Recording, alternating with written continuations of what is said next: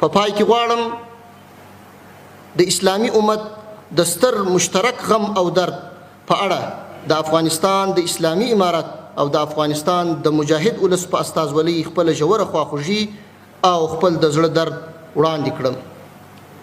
په غزه کې چې د غاصبو اسرائیلو له لوري کوم ظلم، وحشت او قتل عام روان دي، دا د نړۍ په تاریخ کې کمساری دي.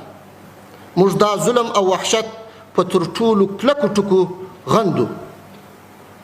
په ټولو اسلامي هیوادونو او مسلمانانو غږ کوو چې د دې ظلم او وحشت پر وړاندې په قوت خپل غږ پورته کړي.